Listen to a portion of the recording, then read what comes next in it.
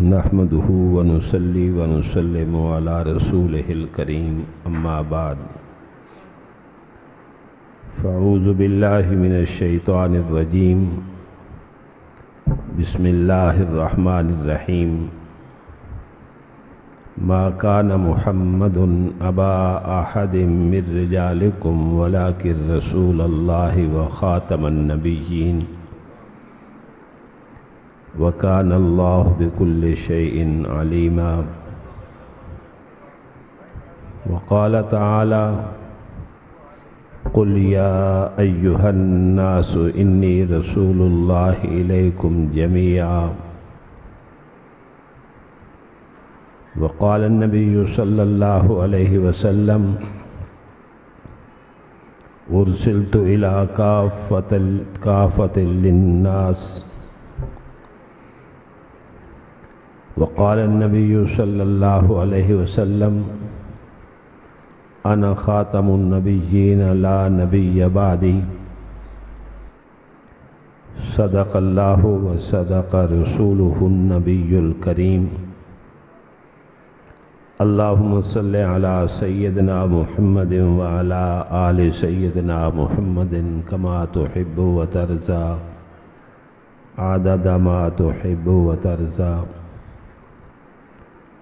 اللهم صل على سيدنا محمد وعلى آل سيدنا محمد كما تحب وترضى عدد ما تحب وترضى اللهم صل على سيدنا محمد وعلى آل سيدنا محمد كما تحب وترضى عدد ما تحب وترضى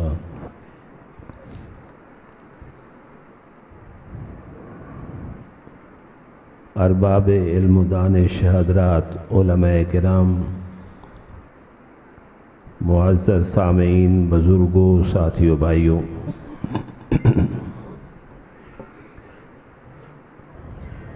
میں ایک طالب علم ہوں۔ عزیز مولانا بشیر احمد صاحب زید شرفہ نے اپنی محبت کا ایک انداز پیش کیا، اللہ ان کو جزائے خیر عطا فرمائے۔ میں سمجھتا ہوں کہ بسا اوقات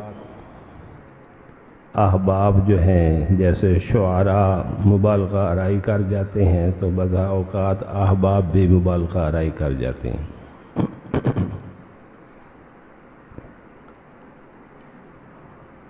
اللہ تعالیٰ میرا آپ سب کا آنا اپنی بارگاہ میں قبول فرمائے۔ مقدس عنوان ہے، مقدس پروگرام ہے۔ مجھے عزیز نے حکم دیا کہ ختم نبوت سیمینار ہے، اس عنوان سے آپ نے کچھ گفتگو کرنی ہے۔ عنوان بڑا ہے، آدمی چھوٹا ہوں،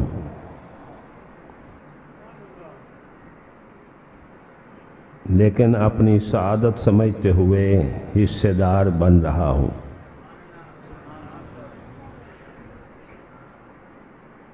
میری مثال حضرت یوسف علیہ السلام کے خریداروں میں وہ اٹی پیش کرنے والی بوڑھی کی ہے۔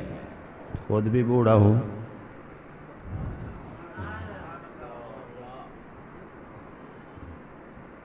اسے کسی نے کہہ دیا تھا کہ بڑے بڑے بادشاہ کھڑے ہیں خزانے لے کر کے حضرت یوسف علیہ السلام کو خریدنے کے لیے، تو بوڑھی اماں اٹی کیا کرے گی؟ سود کی اٹی۔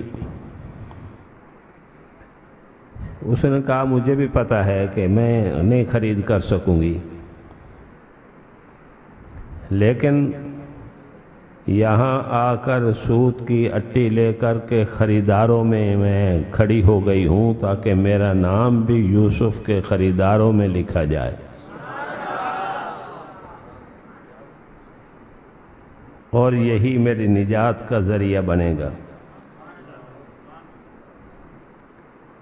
اس لیے میرے دوستو، میں اور آپ جو یہاں جمع ہیں اپنی نیتوں کو درست کر لیں کہ سرور کائنات، فخر موجودات، رحمت للعالمین، راحت العاشقین، مراد المشتاقین، سید الاولین والآخرین، خاتم النبیین، خاتم الانبیاء، محمد مصطفیٰ احمد مجتبیٰ صلی اللہ علیہ وسلم کی تعریف سننے کے لیے جمع ہیں، جہاں حضور کی تعریف ہوتی ہے تنزل علیہم الرحمت، ان لوگوں پہ خدا کی رحمتیں نازل ہوتی ہیں۔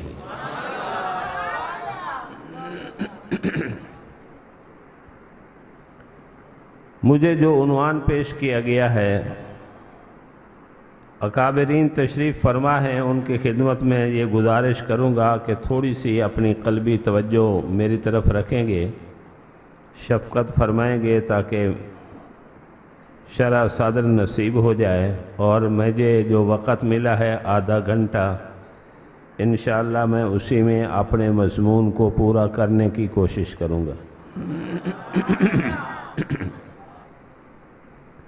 مجھے 3 باتیں جو ہیں وہ سمجھانی ہیں۔ ایک تو مسئلہ ختم نبوت، تحفظ ختم نبوت کی اہمیت۔ دوسرے نمبر پر کہ خاتم النبیین اور ختم نبوت کا معنی کیا ہے، اور پھر تیسرا نمبر ہے کہ آمنہ کے لال عبداللہ کے در یتیم محمد مصطفیٰ احمد مجتبیٰ صلی اللہ علیہ وسلم، اس مقام پر اللہ نے جو فیض کیا ہے، اللہ نے آپ پر کتنا انعام کیا، کتنا احسان کیا، کتنا آپ کو اعزاز دیا۔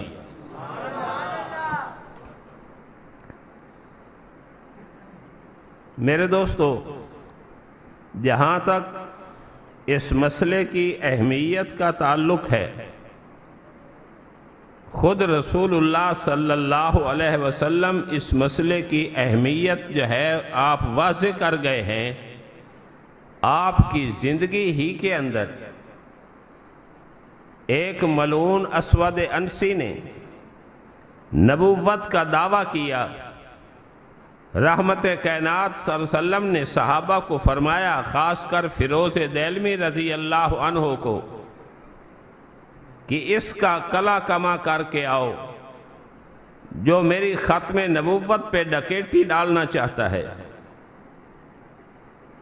حضرت فیروز دیلمی تشریف لے گئے، میں تفصیل میں نہیں جانا چاہتا، واقعات بہت لمبے ہیں۔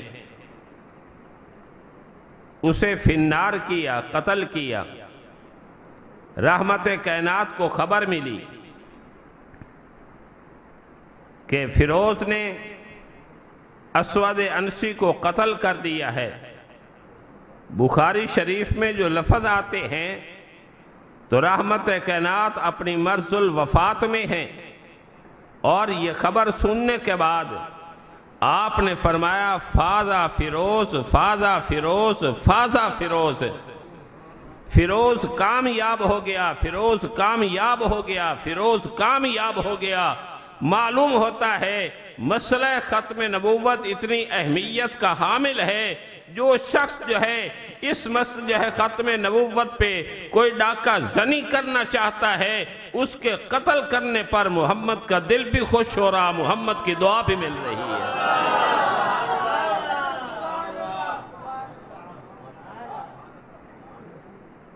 دوسری بات، ایک اور بھی ملعون تھا جسے مسیلمہ کذاب کہا جاتا ہے۔ حضور علیہ السلام آپ کے پاس ایک موقع پر آیا، حضور علیہ السلام تشریف لائے، اس سے بات چیت ہوئی، اس نے کہا جی یہ بھی بخاری شریف میں ہے کہ آپ ایسا کریں، میرے ساتھ معاہدہ اتفاق کر لیں، شہر پہ میری حکومت، میری نبوت، دیہاتوں میں آپ کی نبوت۔ یا نمبر 2 پر یہ ہے کہ آپ ایک لکھ کر کے دے دیں کہ میرے بعد مسلمہ نبی ہوگا،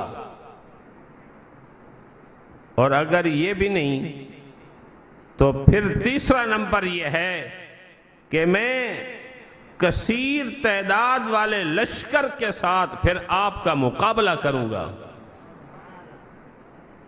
رحمت کائنات نے ارشاد فرمایا میرے ہاتھ میں یہ کھجور کی چھڑی ہے، مسلمہ میں تجھے یہ چھڑی بھی نہیں دینا چاہتا، تو بڑی باتیں کر رہا ہے، تو اس قابل بھی نہیں ہے کہ تجھے کھجور کی چھڑی بھی دے دی جائے۔ اور فرمایا رب العالمین کی تقدیر میں جو لکھا ہے لن تعدوا، تو ہرگز اس سے تجاوز نہیں کر سکتا، جو تقدیر میں لکھا ہے وہ تیرے ساتھ حشر ہو کے رہے گا۔ پھر آپ چلے گئے اور حضرت ثابت ابن قیس ابن شماس رضی اللہ تعالیٰ، جس کو خطیب الانصار کہا جاتا ہے، ان کو فرمایا کہ تو اس بے ایمان سے گفتگو کر، میں جا رہا ہوں۔ اللہ نے حضرت ثابت ابن قیس ابن شماس کو بڑی جزالت کلام دی تھی، گفتگو کا بڑا سلیقہ تھا، یوں سمجھو جیسے کسی دور کا بڑا مناظر ہوتا ہے۔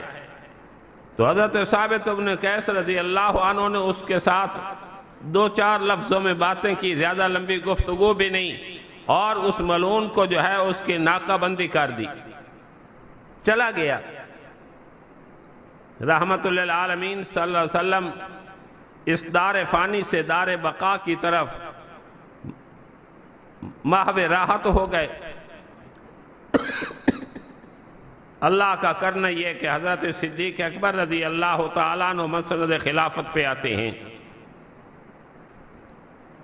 اب مسند خلافت میں آنے کے بعد توجہ فرمائیے، یہ مسئلہ ختم نبوت مسلمہ کذاب جو ایک طرف اتنے بڑا لشکر لے کر کے اپنے نبوت کا دعویٰ، 40,000 کا بڑا لشکر، صدیق اکبر رضی اللہ تعالیٰ عنہ نے اس کا کلا کما کرنے کے لیے سب سے پہلے حضرت شرجیل کو بھیجا لشکر دے کر، مگر یہ بڑے جنگجو تھے، حضرت شرجیل کو کامیابی نہیں ہوئی۔ پھر اکرمہ بن ابی جہل کو بھیجا۔ اللہ کے تقدیری فیصلے دیکھو، باپ ساری زندگی محمد الرسول اللہ کی مخالفت میں اور اسلام کی مخالفت میں رہا، اللہ نے اکرمہ بھیج دیا، اور اکرمہ وہ خوش نصیب ہے جو بخاری شریف میں آتا ہے، رحمت کائنات اس کے آنے پر کھڑے ہو کر کے فرماتے ہیں مرحبا اکرمہ، مرحبا اکرمہ۔ یہ لفظ حضور نے اپنی بیٹی کے لیے استعمال کیے، یہ ادھر استعمال کیے ہیں۔ اکرمہ کو بھیجا لشکر دے کر، لیکن آگے وہ قلعہ بند لوگ تھے، پوری محنت اور کوشش کرنے کے باوجود بالآخر فتح نہیں ہوئی۔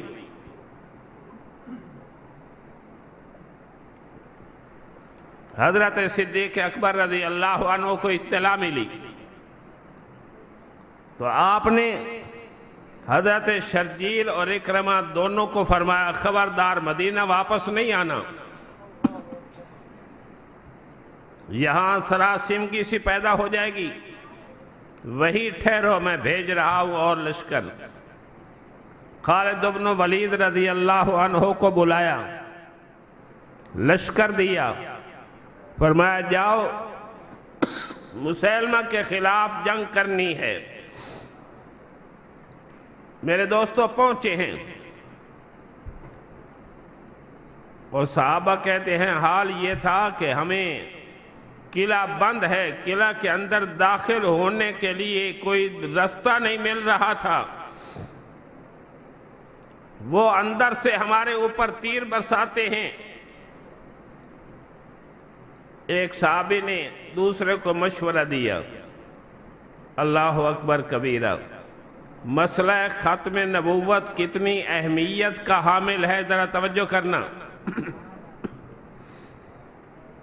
اس نے کہا ایسے نہیں، یہ جو ہے فتح ہوگا جب تک قلعے کا دروازہ نہیں کھولیں گے، لہذا تم 2-3 آدمی مل کر کے مجھے اوپر اٹھاؤ، ایک نیچے بیٹھ جائے، دوسرا اس کے اوپر، میں اس کے اوپر ہوں گا، اور مجھے کسی طریقے سے آپ قلعہ کے اندر پھینک دیں، اگر میں زندہ رہا دروازہ کھول لوں گا، اگر شہید ہو گیا تو یہ میرا مطلب حاصل ہو جائے گا۔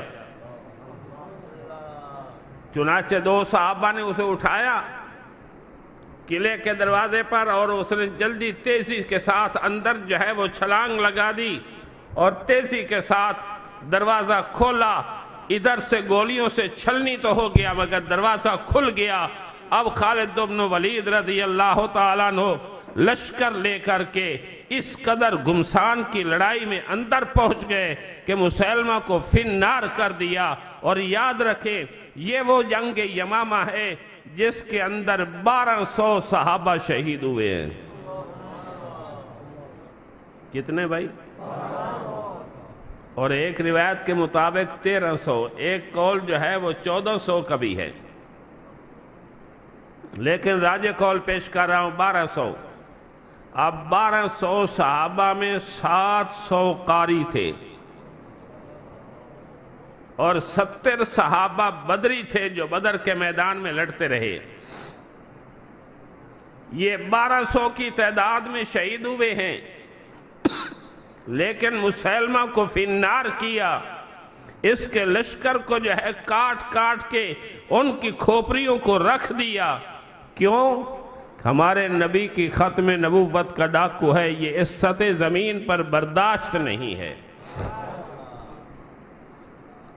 پورے جہاد ہوا، اور آپ دیکھیں کہ رحمت للعالمین صلی اللہ علیہ وسلم کی آپ کے جو غزوات ہیں، جنگ بدر سے لے کر آپ کی وفات تک جتنے سرایا اور غزوات محدثین نے لکھا ہے، مورخین نے لکھا ہے، ان سب کے اندر جتنے صحابہ شہید ہوئے ان کی تعداد 259 ہے۔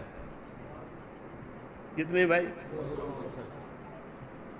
بدر ہوا، احد ہوا، خندق ہوا، اس کے علاوہ جو ہے باقی غزوات ہوئے ہیں، لیکن جو شہید ہوئے کتنے تھے بھائی؟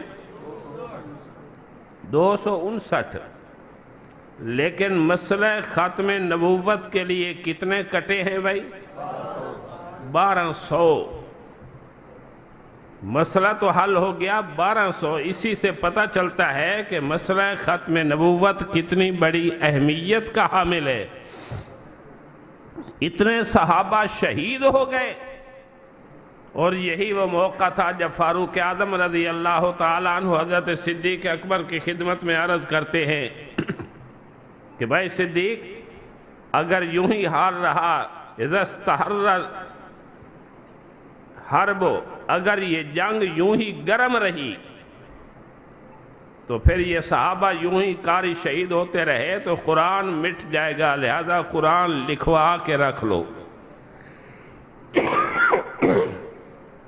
یہ جنگ یمامہ جو ہے قرآن کے جمع کرنے کا ذریعہ اور سبب بھی یہی بنی ہے۔ پہلے صدیق اکبر رضی اللہ عنہ فرماتے رہے کہ نہیں، جو کام نبی نے نہیں کیا میں نہیں کرتا۔ پھر بخاری میں آتا ہے حضرت عمر بار بار مراجعت کرتے رہے، بالآخر صدیق اکبر رضی اللہ عنہ کی شرح صدر ہو گئی۔ فرمایا ٹھیک ہے اب یہ کام کرتے ہیں۔ پھر زید بن ثابت رضی اللہ عنہ کو بلایا کہ ذمہ داری تو اپنے سر لے لے اور قرآن کو جمع کر۔ چنانچہ قرآن مجید کو جمع کیا گیا۔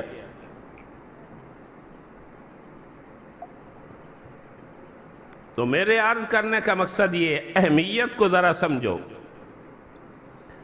باقی تمام پیغمبر کی زندگی کے غزوات میں 259 شہید، لیکن اس مسلمہ کذاب کے خلاف جو جنگ ہوئی ہے اس میں 1200 شہید، صحابہ یہ بتانا چاہتے تھے کہ مسئلہ ختم نبوت اتنی اہمیت کا حامل ہے کہ یہاں جتنی بھی گردنیں کٹ جائیں کوئی حرج نہیں، پر اپنے محبوب کی ختم نبوت کا ہر حال میں تحفظ کرنا ہے۔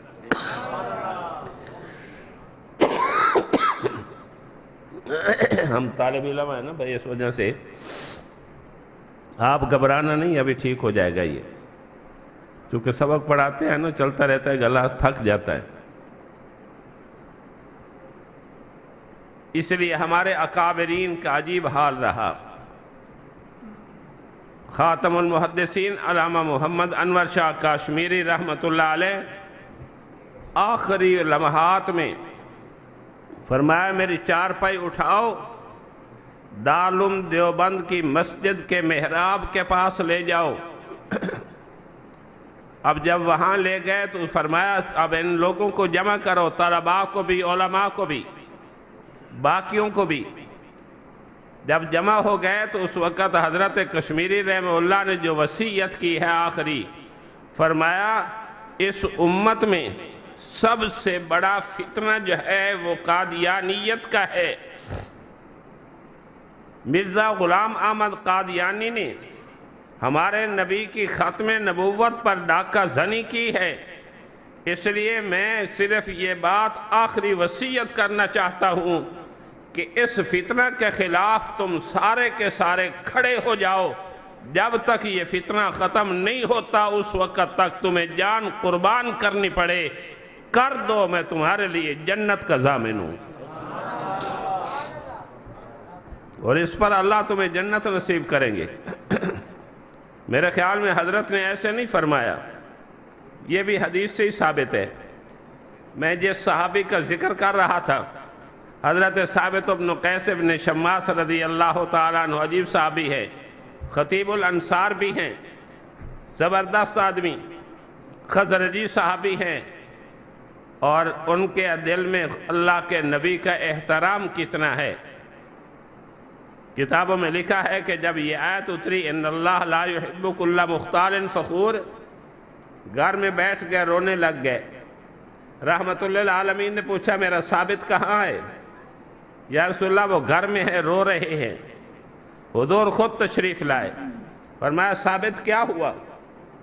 یا رسول اللہ اللہ فرماتے ہیں کہ مجھے مختال پسند نہیں، لا يحب كل مختال فخور، فخر کرنے والا پسند نہیں، میں قبیلے کا سردار ہوں، اور کہیں جو ہے میں اس زمرے میں تو نہیں آتا، میں اس لیے ڈر گیا ہوں کہ قبیلے کا سردار جو سارے مجھے سردار سردار کہتے ہیں، یہ بھی تو میرے لیے ایک فخر ہے، ایک قسم کا گویا کہ میرے لیے یہ ایک بڑے اعزاز ہے، کہیں میں اس آیت کے ضمن میں تو نہیں آ گیا۔ میرے دوستو توجہ فرماؤ، علماء تشریف رکھتے ہیں، رحمت کائنات نے جملہ ارشاد فرمایا کہ لست منہم، تو ان لوگوں میں نہیں ہے جن کا اللہ نے تذکرہ کیا ہے۔ تعیش بخیر، تو زندہ رہے گا، ثابت تو خیر میں رہے گا، وتموت بخیر ویدخلک اللہ الجنہ، اللہ تعالیٰ جو ہے تجھے جنت میں داخل فرمائیں گے، اور تیرے لیے اللہ نے جنت تیار کر رکھی ہے۔ یہی حالت ان کی دوسری بار ہو گئی کہ جب آیت اتری لا ترفعوا اصواتکم فوق صوت النبی، اپنی آواز کو نبی کی آواز پہ بلند نہیں کرنا، تو ثابت بن قیس رضی اللہ عنہ کی آواز قدرتی بلند تھی، گھر میں بیٹھ گئے، رونے لگ گئے۔ رحمت کائنات نے پتہ لگوایا کہاں ہے ثابت؟ جی گھر میں ہیں، فرمایا بلا کے لے آؤ۔ جب بلا کے لے آئے تو پھر آپ نے پوچھا کیا ہوا، گھر میں کیوں بیٹھ گیا؟ یا رسول اللہ میری آواز بلند ہے۔ اللہ کریم فرماتے ہیں اگر تم نے جو ہے آواز میرے پیغمبر پر بلند کی تو ساری کی ساری نیکیاں برباد ہو جائیں گی، میں اس لیے ڈر کے بیٹھ گیا ہوں کہیں میری نیکیاں برباد نہ ہو جائیں، میں اس لیے اپنی نیکیوں کے تحفظ کے لیے بیٹھ گیا۔ رحمت کائنات نے وہاں بھی جملے فرمائے ہیں ثابت کے لیے۔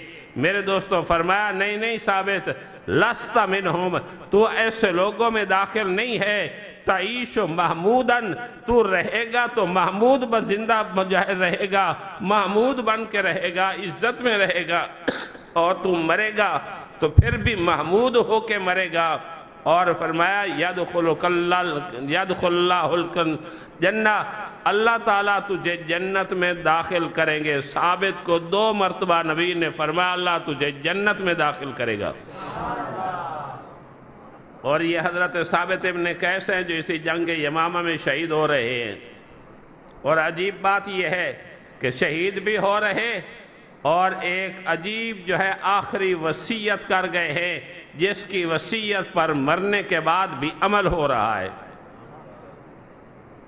اب لڑائی میں شہید ہو گئے، اپنی ان کی زریں تھی، اب زریں رکھی ہوئی ہے، اب سینے پر اسی حالت میں شہید ہو گئے تو خواب کے اندر حضرت خالد بن ولید کو ملتے ہیں اور فرمایا کہ اسے کہنے لگے کہ میری جو ہے زریں فلاں فلاں یہ انہوں نے اٹھائی ہے، اور فلاں جگہ پر جو یہاں گھوڑا کھڑا ہے تو وہاں گھوڑے کے ساتھ ہی اس کو جو ہے زمین میں یہاں رکھ کر اوپر اس کے جو ہے انہوں نے اور چیز رکھ دی ہے اور اس کو چھپا دیا ہے، فرمایا اس سے جا کر کے اس کو لے لینا، اور پھر جو حضرت صدیق اکبر رضی اللہ عنہ سے کہہ دینا، خلیفۃ المسلمین سے کہہ دینا میرے اوپر اتنا قرضہ ہے، میں گھر میں اتنا جو ہے سامان چھوڑ کے جا رہا ہوں، میرا سامان اگر قرضہ میرا پورا ہو جائے تو ادا کر دینا، ورنہ جو ہے میں چونکہ اسلام کے لیے ختم نبوت کے لیے مرتا ہوا جو ہے لڑ کر شہید ہو کے جا رہا ہوں،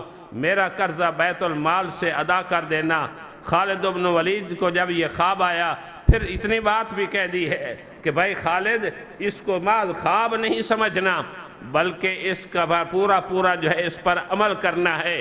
تو خالد بن ولید نے جہاں خواب کے اندر انہوں نے بتلایا میری تلوار وہاں ہے، میری زریں وہاں ہے، چنانچہ وہاں گئے، خالد بن ولید نے جا کر کے تلاش کی، اس کے اوپر اور سامان پڑا تھا، نیچے دبی ہوئی تھی، اس کو نکال کر کے لے آئے اور مال غنیمت میں اس کو جو ہے وہ جمع کیا، اور اس کے ساتھ جو ہے یہ اس کو جو ہے ان کے گھر کے لیے واپس جو ہے لوٹایا، اور صدیق اکبر رضی اللہ عنہ کو ان کا پیغام بھی پہنچایا۔ صدیق اکبر رضی اللہ عنہ نے حضرت ثابت بن قیس کا وہ پورا کا پورا جو وصیت تھی اس کے مطابق عمل کر کے ان کا قرضہ بھی دور کیا۔ محدثین فرماتے ہیں ہر کوئی زندگی میں وصیت کر جاتا ہے جس کی وصیت پہ عمل ہوتا ہے، پر حضور کا یہ صحابی جو ختم نبوت کے لیے کٹا ہے مرنے کے بعد وصیت کی ہے جس کی وصیت پہ عمل ہو رہا ہے۔ یہ میں نے چند باتیں آپ سے عرض کی ہے ختم نبوت کے اس مسئلے کی اہمیت کے پیش نظر، اس لیے ہمارے اکابر، میں نے حضرت جو ہے خاتم المحدثین علامہ انور شاہ کشمیری رحمہ اللہ کا حوالہ دیا۔ مولانا خان محمد صاحب رحمۃ اللہ علیہ فرمایا کرتے تھے ختم نبوت کے تحفظ کے لیے اپنی جان کا نذرانہ پیش کرنا کل قیامت کے دن حضور کی شفاعت کا مستحق بننا ہے۔ حضرت مفتی عمر شفیع صاحب رحمۃ اللہ علیہ فرمایا کرتے تھے، انہوں نے اپنی کتاب میں بھی لکھا ہے، فرمایا مسئلہ ختم نبوت یہ دین کا اہم مسئلہ ہے، اہم مسئلہ، فرمایا اس پر جو ہے عمل کرنا ہے، یہ ختم نبوت کا تحفظ ہر حال میں کرنا ہے۔ جو بھی کوئی مدعی نبوت اٹھے گا حضور کی ختم نبوت کے خلاف اگر آواز لگائے گا، فرمایا اس کا قلع کما کرنا ایمان کا حصہ ہے۔ اور ہمارے امام اہل سنت حضرت مولانا سرفراز خان صفدر رحمۃ اللہ تعالی علیہ، عجیب بات تھی جس وقت کے لاہور میں 53 کے اندر 53 کے اندر یہ تحریک اٹھ رہی تھی، اور اس وقت جو ہے 10,000 یہ نوجوان جو ہے اس وقت مسلمان شہید ہوئے اس قادیانیت کے خلاف، اس وقت جو ہے یہ آواز حضرت نے فرمایا اب آپ ایسا کریں کہ مجھے بھی لے جائیں، میں ختم نبوت کے لیے شہید ہونا چاہتا ہوں۔ اپنی زندگی کا میں نے ایک وقت گزار لیا، میں نے تدریس بھی کر لی، یہ کام میں نے سارے کر لیے ہیں، اب جی کرتا ہے کہ ختم نبوت کے لیے کٹ جاؤں، مر جاؤں، تاکہ محمد الرسول اللہ کے سامنے سرخ روح ہو کے جاؤں۔ اب آئیے علماء جو ہے حضرات میں نے دوسری بات اپنی اختصار کے ساتھ جو ہے پیش کر کے، ختم نبوت کہتے کس کو ہیں؟ ایک تو یہ مطلب ہے نبوت ختم ہو گئی، یہ معنی کبھی بھی نہ لینا۔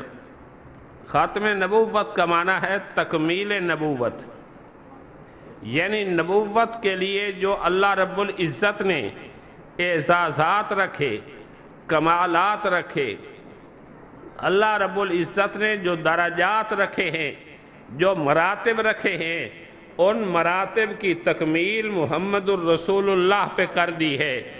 اس لیے یہ ہے ختم نبوت کا معنی کہ تمام مراتب جو تھے وہ حضور پہ ختم ہو گئے، تکمیل ہو گئی۔ تمام جو ہے درجات جو تھے نبی کریم صلی اللہ علیہ وسلم کی ذات پہ اس کی تکمیل ہو گئی ہے۔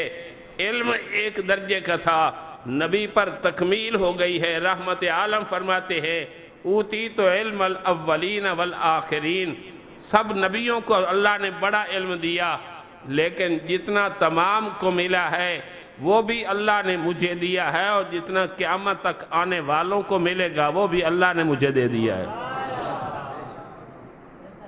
میرے دوستو، اس لیے ختم نبوت کا معنی خاتم النبیین اسے کہا جائے گا جس کے اوپر جو ہے کمالات کی انتہا ہو گئی، درجات کی انتہا ہو گئی، مراتب کی انتہا ہو گئی۔ رحمت عالم پر اللہ نے درجات کی، کمالات کی انتہا کر دی ہے۔ اب اس کے بعد کوئی کمال باقی نہیں ہے جو کسی اور کو دیا جائے۔ اس لیے حضرت نانوتوی رحمہ اللہ نے عجیب بات فرمائی، جہاں کے سارے کمالات ایک تجھ میں ہیں، تیرے کمالات کسی میں نہیں مگر دو چار۔ اس لیے میرے دوستوں، اللہ نے کتنا بڑا مرتبہ دیا۔ بس میں دو باتیں عرض کر کے ختم کرتا ہوں، لگتا ہے کہ شاید گلا ساتھ نہیں دے رہا۔ رحمت للعالمین، ہر پیغمبر جو ہے شفاعت کرے گا اپنی اپنی امت کے افراد کے لیے، لیکن حضور خاتم النبی صلی اللہ علیہ وسلم فرماتے ہیں انا اول شافع و مشفع، سب سے پہلے سفارش میں محمد کروں گا، باقی انبیاء کی سفارشیں بعد میں، سب سے پہلی سفارش میری، اور جس کی سفارش قبول کی جائے گی فرمایا انا اول شافع و مشفع، میری سفارش جو ہے وہ قبول کی جائے گی۔ اور مقام محمود پر اللہ رب العزت جب تمام پیغمبر کہیں گے نفسی نفسی، ہم سے کچھ نہیں ہو سکتا، ہم تو اللہ سے خود ڈر رہے ہیں، اس وقت جو ہے رحمت للعالمین فرمائیں گے انا لکم انا لکم، گھبراؤ نہیں، میں تمہارے لیے ہوں، تمہاری سفارش کرتا ہوں۔ میرے دوستو، اللہ رب العزت نے مقام، میں نے عرض کیا مراتب بلند ہیں۔ حضرت سلیمان علیہ السلام کے لیے فرمایا علمنا منطق الطیر، ہم نے ان کو جو ہے پرندوں کی بولیاں سکھائیں، پرندوں کی باتیں سمجھ لیتے تھے۔ مقام ہے، ہر پیغمبر جو بھی آیا ہے صاحب مقام تھا، مرتبے والا تھا۔ اللہ نے جو مرتبہ دیا، جو ڈیوٹی پیغمبر کی لگائی ہے وہ ادا کر کے گئے ہیں۔ ہر پیغمبر صاحب کمال ہوتا ہے، پر محمد الرسول اللہ کے کمالات کا مقابلہ کوئی نہیں کر سکتا۔ پرندوں کی بولیاں سکھائی گئی، ہد ہد سے باتیں ہو رہی ہیں، لیکن قربان جاؤ محمد الرسول اللہ کی ذات اقدس پہ، یہاں تو معاملہ ہی عجیب ہو گیا۔ کبھی اونٹ آتا ہے آ کر بات کرتا ہے، آپ اس کا مداوع کرتے ہیں، کبھی بکری آتی ہے آ کر کے بات کرتی ہے، آپ اس کا تعاون کرتے ہیں، اس سے امداد کرتے ہیں۔ کبھی آ کر ہرنی آتی ہے کہ میرے بچے بھوکے مر رہے ہیں، مجھے اس فلاں نے پکڑ کر کے باندھ دیا ہے، یا رسول اللہ میرے بچے بھوکے نہ مر جائے، آپ کی ضمانت پر جو ہے مجھے اگر رہا کر دیا جائے، میں بچوں کو دودھ پلا کے ابھی واپس آتی ہوں۔ حدیث پاک میں آتا ہے رحمت کائنات نے اس آدمی کو بلایا، فرمایا اس کو ہرنی کو چھوڑ دے اور میری ضمانت پہ چھوڑ دے، یہ بچوں کو دودھ پلا کے آتی ہے۔ وہ آدمی کہنے لگا حیوان کا بھی کوئی اعتبار ہوتا ہے، آپ کیسے اس کی ضمانت اٹھا رہے ہیں؟ فرمایا میں محمد ضمانت اٹھا رہا ہوں، اس لیے دیکھ تو لے چھوڑ کر کے یہ آتی ہے یا نہیں آتی۔ हुजूर रहमतुल लिल आलमीन वहीं खड़े रहे। जो हरनी गई अपने बच्चों को दूध पिला के फिर वापस आती है और वो आदमी हैरान हो गया, उस वक़्त मुसलमान नहीं था। जब उसने देखा कि ये तो बकरी हरनी वापस आई है और आकर उसने हुजूर ने फरमाया अब इसको पकड़ ले। वो कहने लगा या रसूलल्लाह मैं पकड़ने की बात क्या है, हरनी भी आज़ाद है, मुझे भी कलमा पढ़ाओ मैं भी जहन्नम से आज़ाद हो जाऊँ।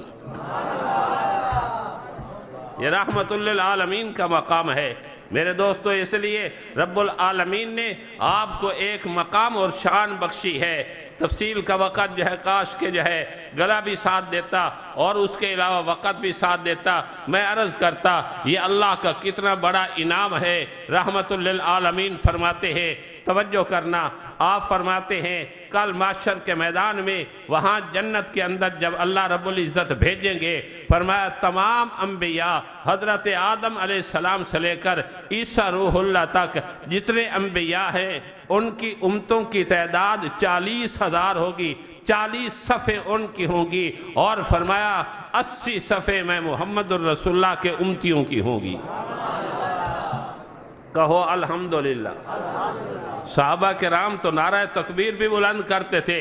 हमारे लिए कितनी आसान बात हो गई कि हमें इतने सफ़ों के अंदर इंशाअल्लाह हमारा नाम भी आ जाएगा। कहो इंशाअल्लाह।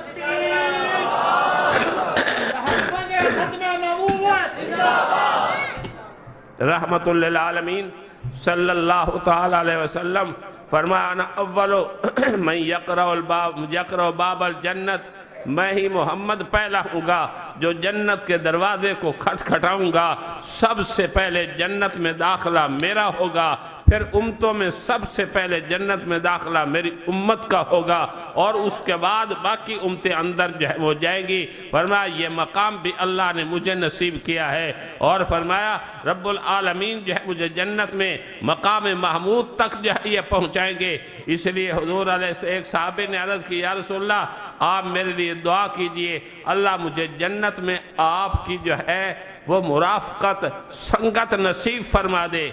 रहमत कायनात ने एक नुस्खा दिया है, वो आने वाले नुस्खा लेते हो? नुस्खा दिया है जन्नत में हुजूर के साथ रफ़ाक़त मिलेगी। आपने फरमाया कि आइन्नी बेकसरत सुजूद, फरमाया ज़्यादातर नमाज़ें पढ़ा कर, नमाज़ों की पाबंदी किया कर, नवाफिल ज़्यादा पढ़े कर, जन्नत में मैं मोहम्मद की मुराफ़क़त मिल जाएगी। सब करोगे इंशाअल्लाह? ख़ात्मे नबूवत की हिफाजत के लिए तैयार हो? और आपको तो वैसे भी तैयार होना चाहिए, आप तो करीब वाले हैं ना। उलमा ने मसला लिखा है कि जहाँ कोई काफिर हमला करे तो करीब वालों का ज़्यादा हक़ है दिफा का, और फिर उसके बाद जो आगे करीब वाले हैं फिर उनका इसी तरीके से दर्जा बदरता चलता रहेगा। इसलिए कादियानी मलून जो कि यहाँ आकर के आबाद हुआ और हमारे लिए सरदर्द बन गया, इंशाअल्लाह अल्हम्दुलिल्लाह उलमा हमारे अकाबरीन ने इसके ताक़ुब किया है, करते रहेंगे, कभी भी नहीं छोड़ेंगे जब तक मुहम्मदुर रसूलुल्लाह की ख़त्म नबूवत का तहफ़्फ़ुज़ नहीं हो जाता। हम इन मलऊनों का ताक़ुब करते रहेंगे। अल्लाह पाक मुझे आप सबको हुजूर अलैहिस्सलातु वस्सलाम की सच्ची अक़ीदत और मोहब्बत नसीब फरमाए और हमारे लिए अल्लाह ताला इस अक़ीदत और मोहब्बत को हमारे लिए ज़ख़ीरा आखिरत बनाए, हुजूर की शफ़ाअत नसीब फरमाए। मैं मादरत खा हूँ, आखिर में फिर मैं शुक्रिया अदा करता हूँ अपने अज़ीज़ का भी और इंतज़ामिया हमारे साथी तशरीफ़ फरमा हैं। अल्लाह ताला इनको जज़ाए खैर अता फ़रमाए जिन्होंने यहाँ इस मुक़द्दस प्रोग्राम के अंदर हमें हाज़री का एक मौक़ा फ़राहम किया, नसीब किया। अल्लाह इनको जज़ाए खैर अता फ़रमाए। व आखिर दावाना अनिल हम्दुलिल्लाहि रब्बिल आलमीन।